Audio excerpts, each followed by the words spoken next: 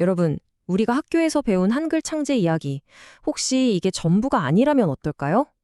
지금부터 세계 최고의 문자로 불리는 한글의 탄생 비와 그 공식 기록에 정면으로 도전하는 아주 대담한 주장을 한번 파헤쳐보겠습니다. 와, 정말 시작부터 엄청나죠? 우리가 한글의 설계도라고 철석같이 믿어온 훈민정음 해례보니 사실은 진짜 진실을 덮으려고 만든 일종의 가짜라는 주장입니다. 자, 그럼 이 주장이 도대체 뭔지 제대로 알려면 두 가지 이야기를 나란히 놓고 비교해봐야 해요. 하나는 우리가 아는 바로 그 공식 기록, 그리고 다른 하나는 그 뒤에 숨겨져 있었다는 또 다른 기록이죠. 이 표를 한번 보세요. 이게 정말 놀라운 부분인데요. 공식 역사에선 정인지가 주인공이라고 하잖아요. 근데 이 이론은 아니, 진짜 주인공은 신숙주야 라고 말하는 거죠. 기본 원리도 우리가 귀에 못이 박히게 틀은 천지인이 아니라 죽은 형이라는 아주 생소한 개념이 나오고 만드는 방식도 입모양을 본뜬 게 아니라 산스크리트어의 가외 권리를 따랐다고 하니까 이건 뭐 하나부터 열까지 완전히 다른 이야기인 거예요. 자, 그럼 이 모든 비밀의 열쇠를 쥔 사람은 과연 누구일까요? 네, 바로 우리가 잘 아는 그 이름, 치편전의 천재학자 신숙주입니다. 이 숫자 13, 이게 뭘 의미할까요? 바로 세종의 엄청난 신임을 받던 신숙주가 소리의 근원을 찾겠다며 요동을 왔다 갔다 한 횟수예요. 이게 그냥 외교 사절로 간 게 아니라 사실은 한글 창제라는 거대한 비밀 프로젝트를 수행하기 위해서였다는 거죠. 그렇게 요동을 오가며 그가 찾아낸 게 뭘까요? 놀랍게도 그건 중국의 것이 아니었어요. 송나라 학자 정초가 쓴 통지라는 책에서 칠음사성이나 육설약 같은 문자 원래를 발견했는데 그 뿌리를 파고 들어가 보니까 글쎄 이게 전부 고대 인도의 언어, 바로 산스크리트어에서 왔다는 걸 알아낸 겁니다. 아니 그럼 산스크리트어가 어떻게 한글의 설계도가 될 수 있었을까요? 지금부터 그 증거들을 한번 따라가 보시죠. 정말 깜짝 놀라실 거예요. 이 이론이 말하는 건 이거예요. 우리가 배운 천지인 사상은 사실 나중에 유교적인 관점에서 보기 좋게 포장한 거고 진짜 오리지널 원리는 바로 이 주곤형이었다는 겁니다. 우주의 중심인 기둥, 통치자를 상징하는 골룡포, 그리고 질서를 위한 저울. 어때요? 훨씬 더 깊고 철학적인 느낌이 들지 않나요? 글자를 만드는 방식도 완전히 달랐어요. 우리가 알던 것처럼 입모양을 본뜬 게 아니고요. 가획, 말 그대로 획을 더해가는 원리였다는 거죠. 한번 보세요. 기본을 카나에서 시작해서 이걸 구부리면 거가 되고 이걸 휙 돌리면 니은이 되고 거기에 획을 하나 더 그으면 디귿이 되는 식이에요.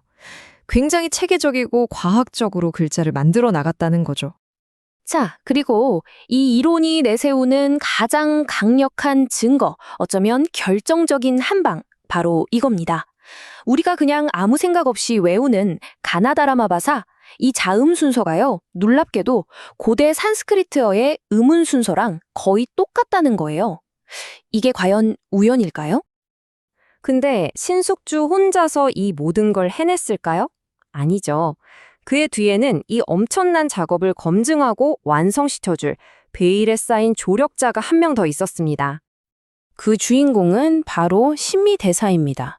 이분은 당시 최고의 언어학자였다고 보시면 돼요. 산스크리트어는 기본이고 티베트어까지 마스터한 분이었죠.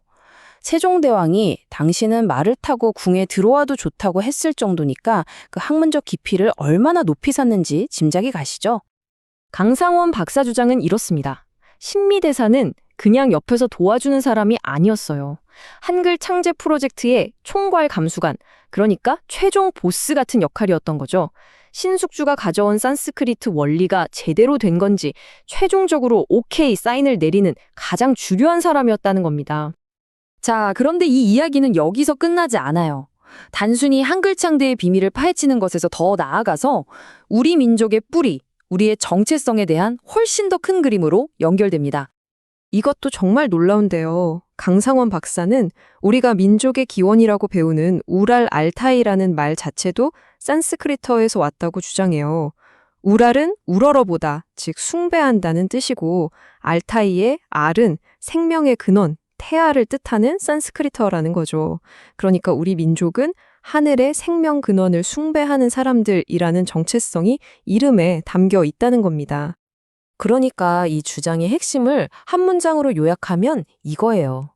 우리가 산스크리트어를 모르면 한글은 물론이고 우리 민족과 역사의 진짜 모습도 제대로 알 수 없다는 거죠. 열쇠가 바로 산스크리트어라는 겁니다. 아니, 그럼 이렇게 대단한 이야기가 왜 꽁꽁 숨겨지고 역사에서 사라졌을까요? 이 이론은 정인지 닦은 당시의 주류 유학자들이 의도적으로 산스크리트어의 흔적을 싹 지우고 그 위에 유교 사상을 덧칠했다고 주장합니다.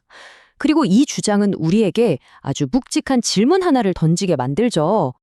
물론 오늘 들려드린 이 이야기가 정답이라고 단정하는 건 아닙니다. 하지만 한 가지는 분명한 것 같아요. 우리가 너무나 당연하게 사실이라고 믿고 있는 그 역사. 과연 누가, 어떤 의도로 쓴 기록일까요? 한 번쯤은 진지하게 생각해 볼 만한 질문 아닐까요?